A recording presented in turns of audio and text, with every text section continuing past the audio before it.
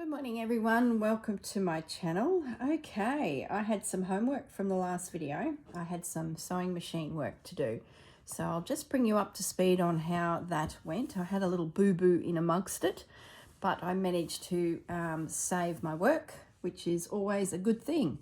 So the first one I want to show you is this guy. So all I had to do with this is stitch around the pocket. I also did some little stitches inside that lace to secure it to that piece of calico so that it became one unit. And once it was stitched onto my cover, I could then glue on the back my needlework. So it came up really well. I'm happy with it. It's all dry now.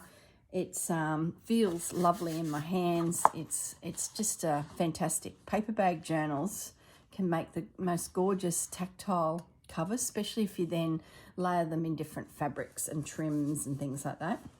And to complete it, I just did a zigzag stitch right around the whole perimeter.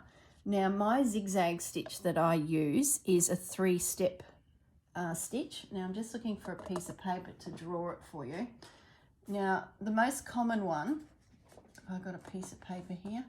The most common stitch is the one that just goes 1, 2, 3, 4, 5. You know, just normal old zigzag. I'm not a lover of that. I don't know if it's my machine. I don't think it is, but every so often it will pinch fabrics together, and I think it's because of this gap. There's just room there if tension's not quite right or the fabric is a little thin. It can pucker up the fabric through the whole stitch, so you get a really unusual looking edge. And I'm not to the talent of adjusting my tension every time to every different fabric. I sort of just want to get on the machine and go. So the zigzag stitch I use is actually 3 little stitches, and then it turns and does another 3, like so.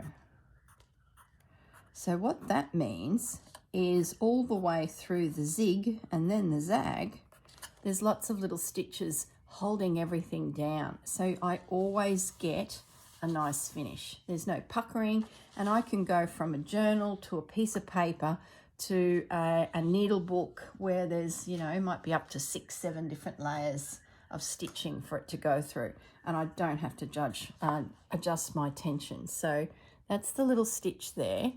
I don't know if you can see. Let's get into the light and you see the little stitches within the stitch. So have a look at your sewing machine. I highly recommend it if you're finding that your seam is just not sitting right for you. Okay, so what else have we got to do to this journal? At the moment, the flip outs are going to be added. What they are, who knows. For a closure for this one, I'm thinking it'll just be a wraparound. Even then, it may not need it. We'll see how it sort of sits, and if it feels like it's a bit of a gator mouth, we can always, you know, adjust accordingly. So that's that one. The second bag journal, this is the one I made the boo-boo on. Remember, this one was all open. I hadn't yet glued all the layers together. So I had these 2 pockets pinned from the last video. So I had to do a little bit of hand sewing along the bottom to make that a pocket, and then stitch along that top edge to make that a pocket. But in my haste, I kept stitching. So I did the hand sewing along the lace edge, then I got on my machine and I went all the way around. So I had this gorgeous little pocket in my hand. I'm thinking, hang on a minute, I've got to attach it. Now you can glue it by all means, and I've done that 100 times, but if I have the opportunity to stitch it, I will. It just gives that little bit extra stability to not only the fabric but the journal pocket itself. So I had to unpick from that corner right through to there. That's the downside of that zigzag stitch. You can imagine it. I reckon I spent probably 20 minutes on that, but it was worth it just to get it, you know, correct. So once I got it unpicked, all I needed was just that top edge and my hand stitching on the bottom edge of the lace, and then I could pop it into position and I just stitched around the perimeter. So I did both of the pockets, so they're both in position, and I've added a little gusset to this one. That's where you crease it twice, just to have a little bit of room for expansion in this one. So that's ready to go. Now the side, the flip that's going to be on the back cover, just before I did my perimeter stitching, I just added this little bit of trim here that's come from goodness knows what.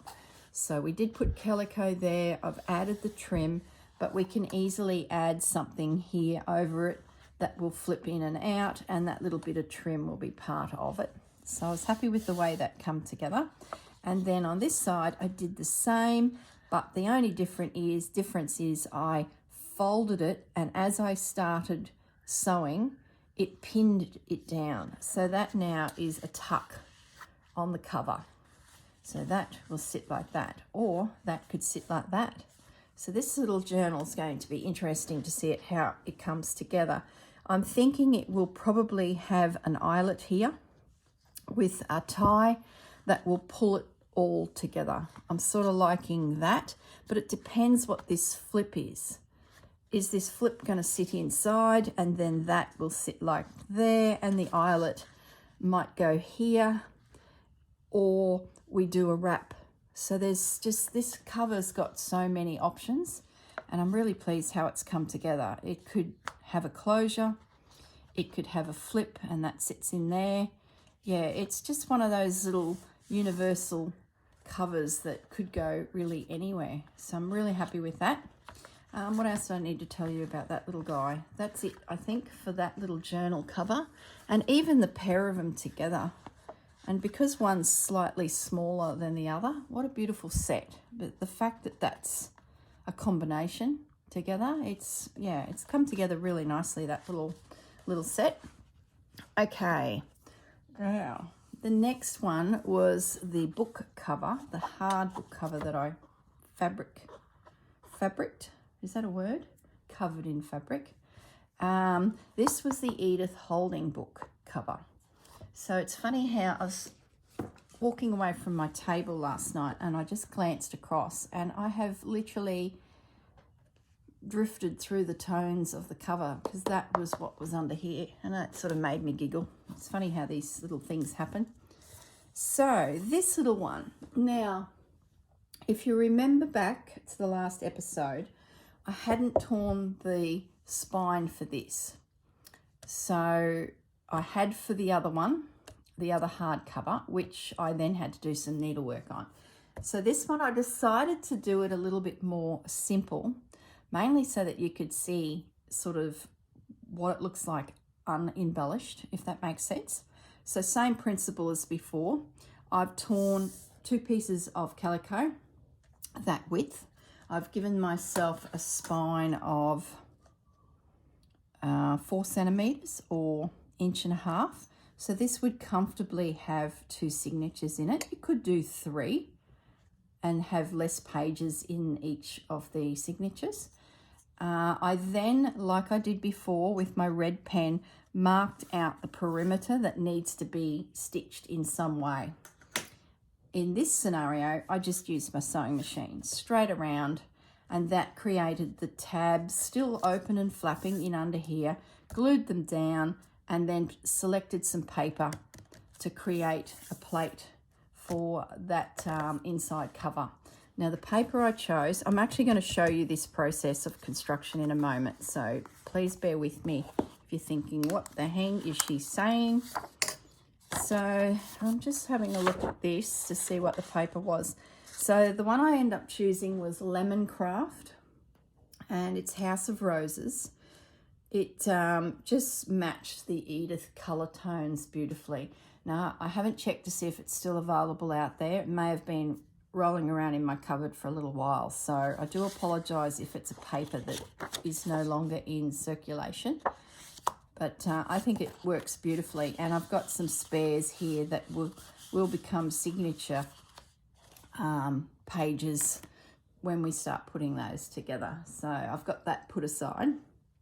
What did I need to tell you about this one? This one I just did straight stitch, and I just kept going round and round and round I did 2 laps, made it as wibbly wobbly as I could, just to create a different effect again, other than zigzag.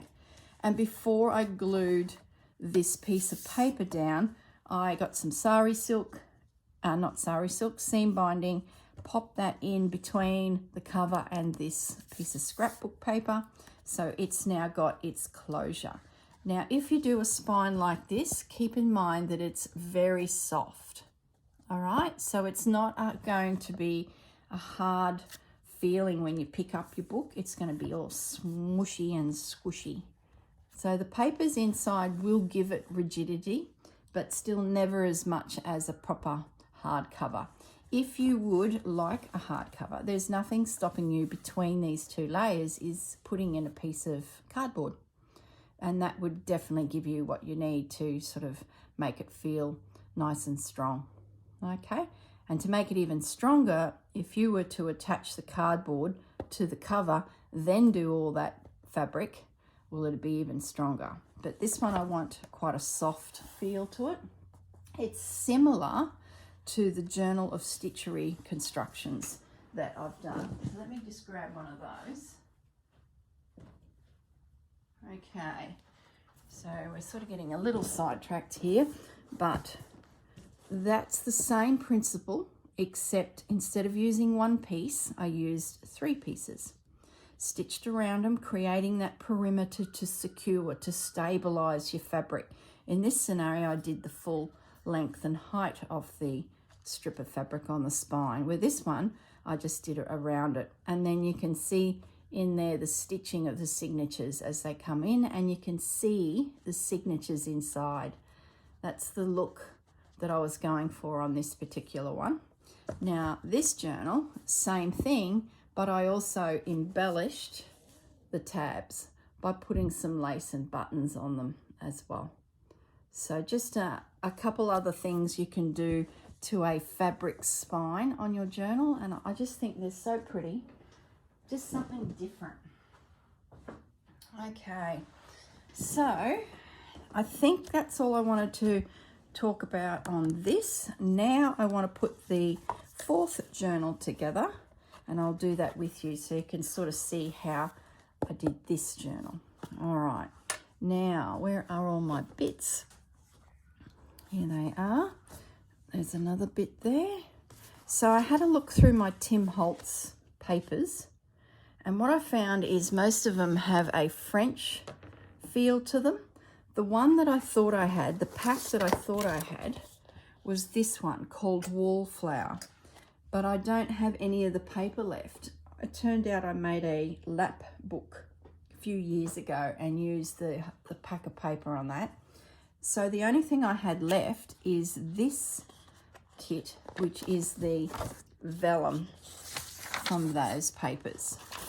So it's all that see-through paper. So what I want to do is put some of this into these journals, which will help with that Timholtz feel I was sort of looking for.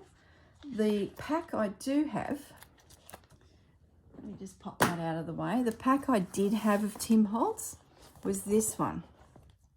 And it is very, what's the word for it? Well, it's first of all, it's got an American feel about it, and it's got a sewing feel about it. So it sort of didn't fit with Edith. There were some pages that had a little bit of nature on them and probably could, you know, come together. So, but it just didn't, I don't know. I'll go through it when I do my signatures up. I'll go through it and try and select some pages that sort of feel like they do work with Edith. But I just, like that one might. Do I have to be true to the British? Probably should, being it's, you know, all about Edith. But this sort of doesn't work. But having said that, there might be some generic, like that page there could work because we've got the blue that's in one of these journals.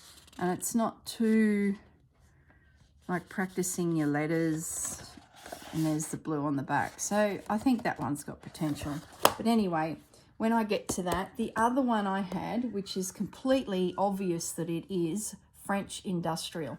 So it's another one of his series. I've left it in the cupboard because it's just going to send me off in a whole different direction.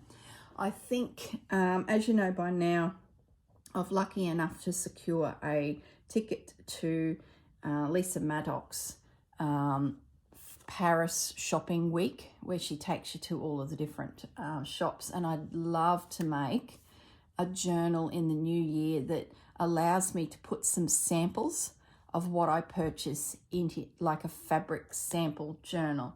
So that's sort of my ideas for the Timholtz French Industrial sort of pack. It'll be nice and grungy, and I can sort of, you know, put snippets of things in it, because I know what'll happen. I'll get back with all these fabrics and laces, well, I hope, and I'll use them, and in 3-4 years time they'll be gone. They'll be into the abyss of wherever. So to have a journal before they all disappear would be lovely, and it'll be in the style of these here, where I have that soft spine, and it'll be a very fabricy sort of feel, which is sort of where I feel these journals probably should end up going, have a lot more textiles involved. But anyway, let's just do the process of construction here. So my homework was to stitch on that piece of lace, but before I did, I went around the perimeter of the spine. So sorry about the shadow. See how I've just done a running stitch right around. That's my guide, and that allows me to open up the tabs to glue them to the covers, and I know that the internals here are nice and secure. So then I just invisible stitched down the lace. That will be on the outside of the journal. As you know, the journal spine fabric is shorter than the covers, so that I can see the top of the signatures at the top and bottom, just for something a little bit different. I selected 2 papers for the inside cover. They came from a Kaiser craft pack. I use this one a lot, pen and ink. So I went through and found something that I thought complemented, and it was this map page. It does look like it's a map of Europe, more so than England, but it's quite subtle, so I wasn't too concerned, and it did fit with the feel of the Timholtz fabric without being too, what's the word? See, I can see the word France there. I was quite surprised at how much French pieces I had in the way of fabric, paper. So it was a little bit tricky to sort of get really English elements, which was a bit of a shame, but that's okay. So now let me just have a think here what I'm going to do. For strength, the tab should go under the paper. You don't have to, but being that I have also some pockets which are now stitched ready to attach to the inside of this, if the fabric was to go on the, let's open that tab up and slide our cover in, if the fabric was to go on the inside, on this side, not hidden by the piece of cardstock, you'd then have your pocket competing with it. You see what I mean? That's sort of in the way. You could do a belly band, a side tuck, something else, and keep all that away from this and have this fabric featured by all means. But in this particular scenario, I've got quite a long, generous pocket. So I think what I'm going to do is actually make the tab sit under the scrapbook paper, if that makes sense. So I can put them aside for now. They're stitched, they're inked, they're ready to go. So pockets and that to one side. Now what I'm going to do is line up this book on the grids below, like so. My camera, I'm just going to pull it down a little bit. making sure that I'm happy with the position of everything. Now the other element was this little guy that is going to sit on the inside of the book itself as well, just to give it a little bit of interest inside. And all I did there was just slow stitch that check to the calico, just over, up and down, and it was really simple to do because the check was there and I could have just kept going and going. It would have been really easy just to find even more lines that I could go up, but that's where I stopped, just a bit of random stitching. So now I'm just having to glue the tab into position. So once again, just check that everything is around the right way. The birds are up the right way. Yes, they are. That can stay out of my way for now. This back is up the right way. Yes, it is. Check, check, double check. So that's looking good. That's looking good. And that little tab should be 1 inch from the top, 1 inch from the bottom. Just jiggle that. That needs to come down just a smidgen. So I'll just get that down and the book cover up. So once again, lifting that up, slide the cover in. I like when I do a series of journals together because they sort of get that same tone about them. When fabrics like this check has drifted across at least 3 of them. So the other thing I was thinking when I was on the sewing machine, because it brought back memories of making journals for my Etsy store, is if you sell journals, the best thing I can tell you for the commercial side of things, it's the reality of craft and how much time we spend on craft, and it's very hard to recoup the investment of your time. So if you think it's just you, it's not. It's just one of those things where you can put so much work into it and you really don't get a lot back for your money, for your time. So you've got to think smart. You've got to work out ways of production, getting your production right. So if you're doing something, for example, if you're decorating an envelope, do 5 of them. If you're making a tag, do 5 of them. They can be slightly different, they can be completely different, but at least you're in the production of tags. So do 5 of them. If you just do 1 and then you pop it in your journal, then you do another one, you pop it in your journal, you do another one, it will take you a month of Sundays to get yourself your journal for sale. So my biggest tip, I guess, if you're going to go into making and selling journals, is to think about mass production techniques. So even if it means you cut heaps of signatures, you can leave them slightly bigger than what you think you might need, but at least they're cut, they're folded, they're dyed. Dye a heap of paper. Have a look at every step through the process and do it once. But in the process of that once, you're actually doing it 5 times. Does that make sense?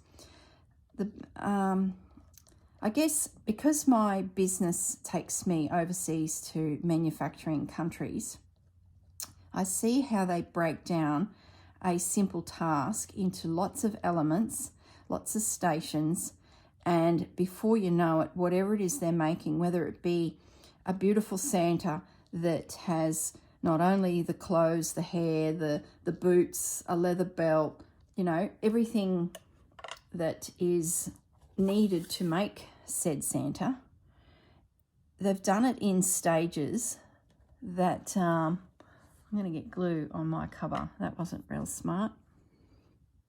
I'm going to have to slide that down just a little bit.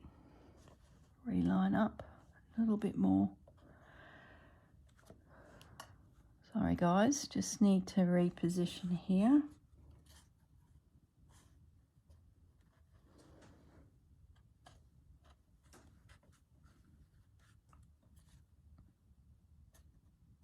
That's good.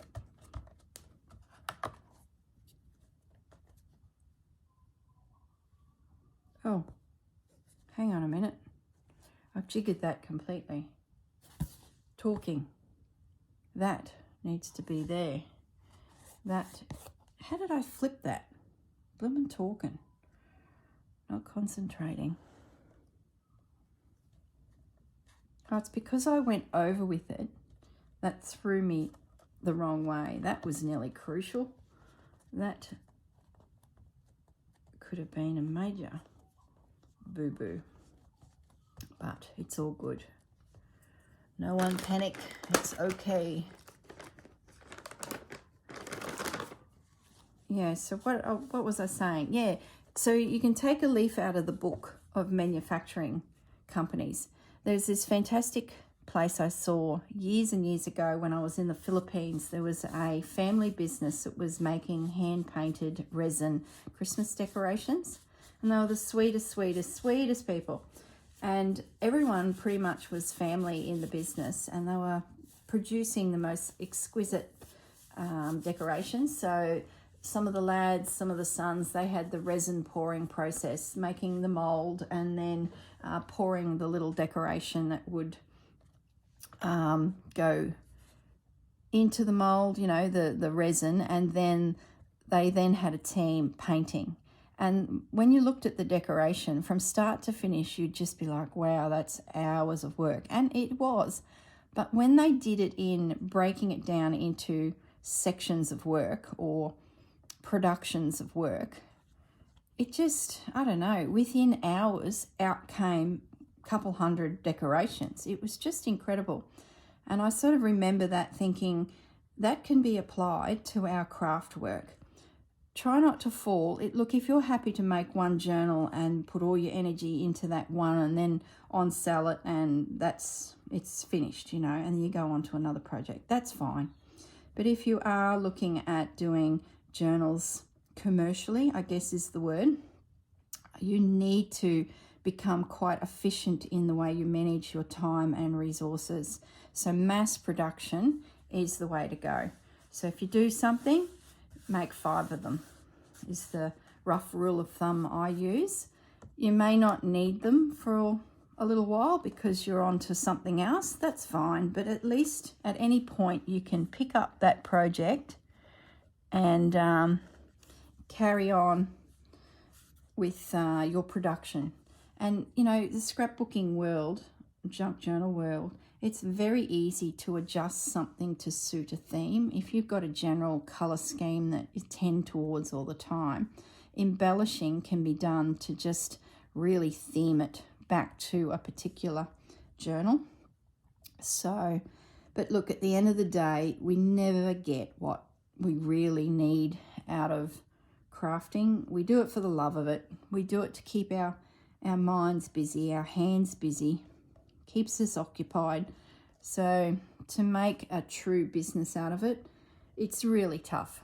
So to have many bows to your business, like you might do digital kits and things like that, is probably the way you need to go. And if that's not your thing, you sort of need to start thinking about other things you can do to add product lines to your business. So that's my thoughts on running a business within this industry. It's tough going. Having elements like advertising from YouTube and anything else you can come up with, like affiliations with businesses where you may get a small commission for using their products and things like that. That's a great way to, you know, help with your income stream. But hats off to those who do this full time, because yeah, it's tough. It's really tough and a lot of work, especially putting kits together and things. Oh goodness, just hours of work. Then there's the post office runs, and we all love hearing Rachel's stories about her post office. So she's not only got the ordeal of just going to the post office, she's got the ordeal of going to an Italian post office and dealing with the culture that is involved with that. which at times is quite a funny story. But I can feel her stress. It's bad enough going to Australia Post here and dealing with the queues and the trying to pack it properly and understand the processes and make it cost effective, and freight is just getting out of control everywhere. We import shipping containers of stock into our business, and just the cost of that in the last few years since COVID, oh my goodness, absolutely insane. And I know those big shipping liners were grounded during COVID as countries just got locked down and people got sick and workers just weren't, on the deck doing the jobs they do to keep the shipping lines of the world moving. So there would have been some pretty tense boardroom meetings as they were all discussing their business and the lack of movement of cargo, and ships quarantine, ships not getting into countries full of containers, customers wanting what was in those containers. So yeah, oh goodness, I'm so glad I don't own a shipping freight company. But boy, have the prices gone off. I can see they're making back lost ground. They're certainly, in some cases, it's tripled. I've got a friend who sends a couple containers a week to America, and of stock, manufactured stock from Australia, and he is paying close to $25,000 a container to go to America. It's just insane. That used to be around the $8,000 mark pre-COVID. Now, whether that's gone down, I haven't spoken to him for about 8 months. Haven't bumped into him. So whether that's gone down, it may have. But I just remember him saying in the height of the crazy, it just went silly. And I know our containers that we bring in from China and Philippines, Indonesia, and all sorts of places, they have come back a little bit in price, but not a lot, which, catches us all at the other end, at the retail end. When we go to buy things, you'll find things that used to be $2 and now $2.50 or even $3. Unfortunately, it's just the reality of what's happened. Okay, so what I've done there while I was yibber-yabbering is I've just put a very thin layer of PVA glue on the spine to adhere the cover. So now I'm going to slide this little guy into there, and I probably won't use PVA glue on paper. I tend to use the art glitter glue. I just find that it's less chance of it being bumpy. So I'm gonna switch glues for a moment. I also don't put any glue on here because the glue makes this moist and it starts getting wriggly. Sometimes it dries and settles, but sometimes it doesn't, especially if it's cheap quality scrapbook paper.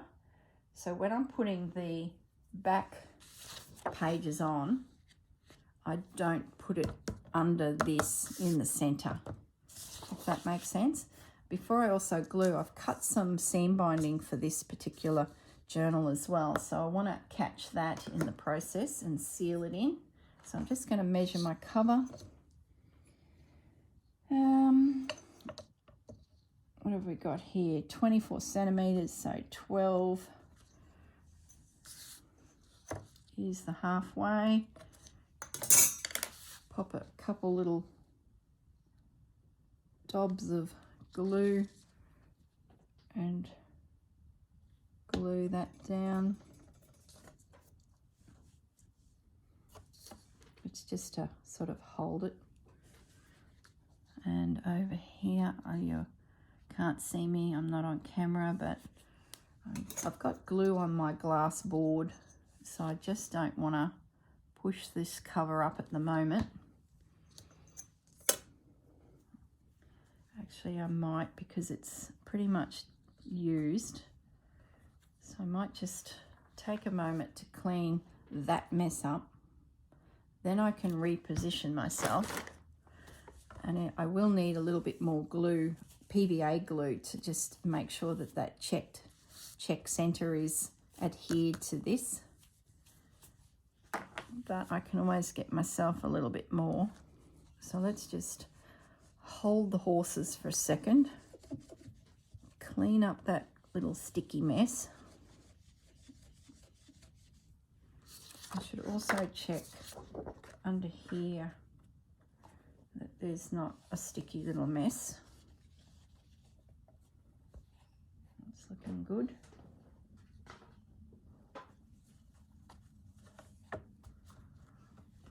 That's looking good.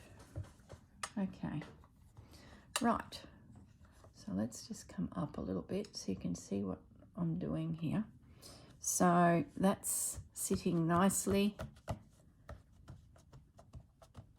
I've got my little tabs with a dab of glue on the side, not tabs, seam binding, and I'm now going to glue this paper into position. And I just do a zigzag motion around that top edge, all the way around. And like I said, I don't put any glue in the center. Now, ideally, it'd be great to stitch this straight onto the book cover, but of course you can't because it's a hard cover. Where the paper bags, we could. That's getting a little clogged, so I just need to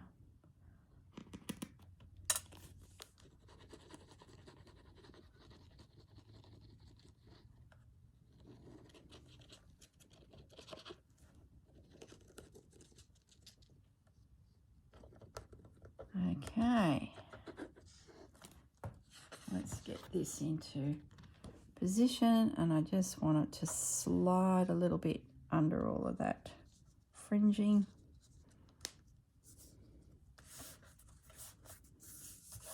Okay, so now that little tie is tucked in under there.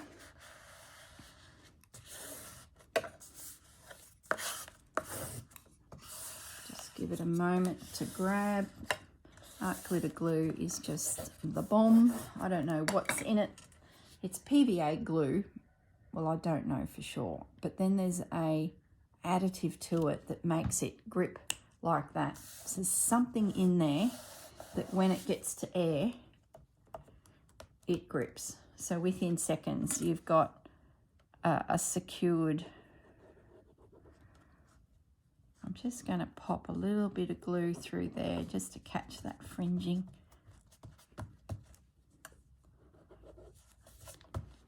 Okay, so that's the back cover done. Now, because I cleaned up my little mess, I might just move that over.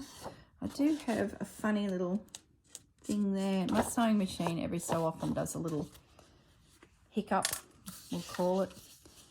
So I don't mind. It's just one of those things. My little sewing machine works hard, and I guess it's just having a moment. It's annoying when you're doing a piece that is picture perfect. It's like, oh, I need something to clean this deeper.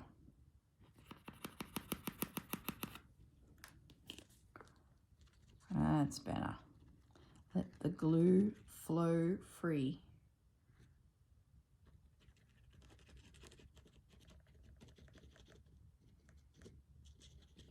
So yeah, if you are considering making journals for sale, hot tip, do things at least 5 times.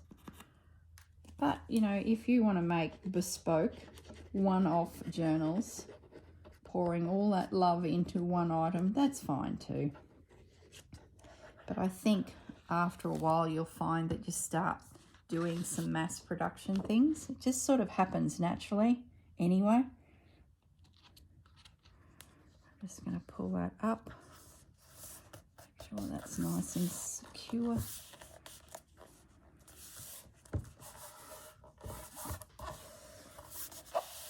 Lovely. This journal would make a fantastic journal of stitchery cover for future embroidery. I'm sort of half thinking along those lines, that I don't put pages in it. I just pop it to one side and save it for a rainy day. Just sort of feels to me a bit that way. Even the other one does.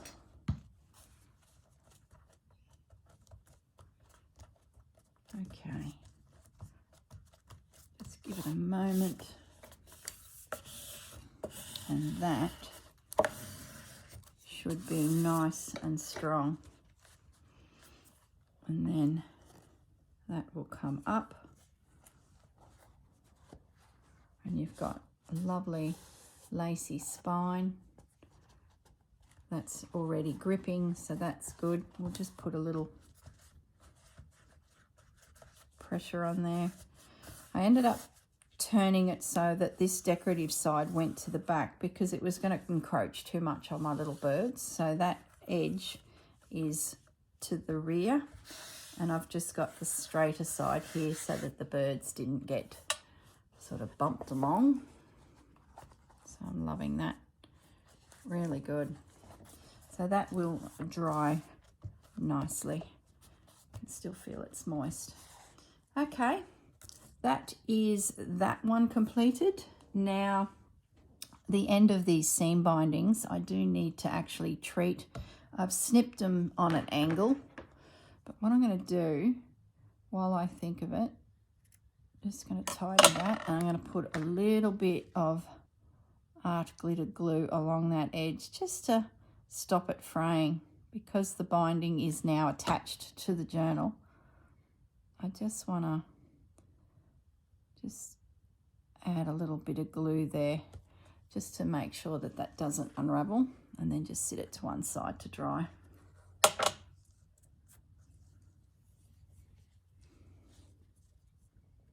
Oh, snip it. I don't think I've done the other journal.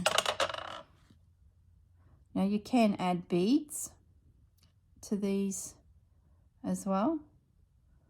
So you get a rather large-eyed needle, which I might do. We'll see. And just going to grab this guy. Or you can just tie a little knot if you're not into the beads. There will be strings used to tie the signatures. So that's an opportunity also to add beads and charms. So this could just be a simple knot. But first of all, we don't want it, you know, unraveling. So just a tiny little bit of art glitter glue or PVA glue will work a treat. Now I do need to clean that pin up that I threw into the glue bottle. I'm lacking in pins, so to have one go to that would be disappointing.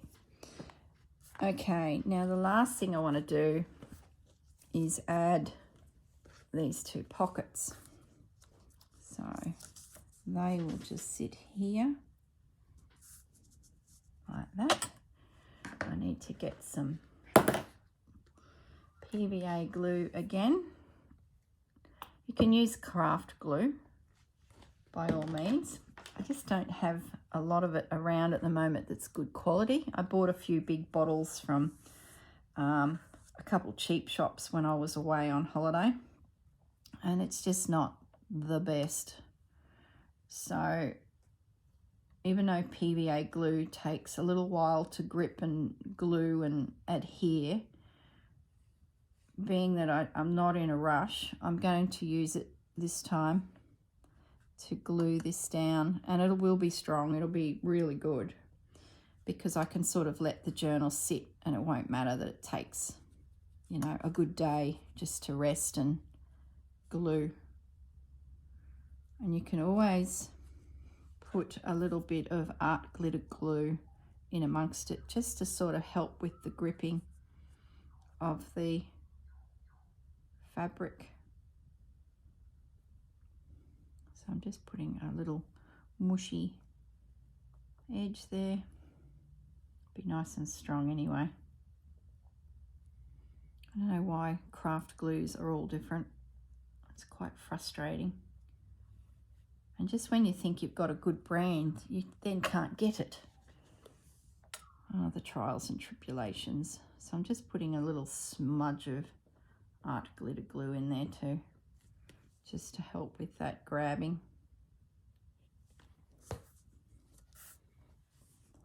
So that pocket can just sit there.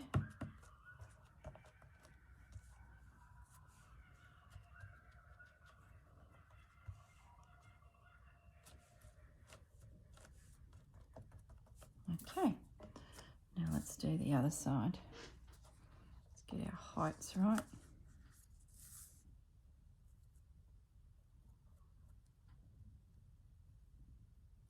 This brush, if you're wondering, I think most of the crafters are using them now. It's a silicone brush. I think they use it to apply face masks. Face masks are not anything I do, so I'm not really sure. But I bought it from a chemist in a pack of 5. And they're really good for gluing things because you don't have those fibres of a paintbrush to worry about when cleaning. And if you get busy or called away from your desk and it dries, it doesn't matter because it's silicone, it just peels off. So these little brushes are worth picking up, and they were pretty inexpensive. I think I paid $9 and I got 5 brushes, all different sizes. And I'm pretty sure they use it to put masks on their face. So mask applicators would be probably the word you would use at the chemist.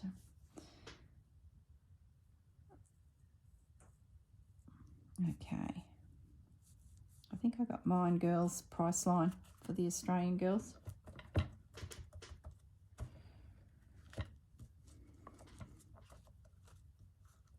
Okay, that little bit of lace is a little bit loose because I haven't put a stitch there. So I just want to grab that. Oh, I didn't put art glitter glue in there, which I will.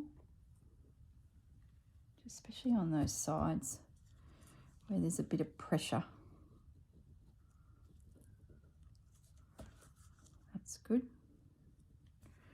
All right, happy with that.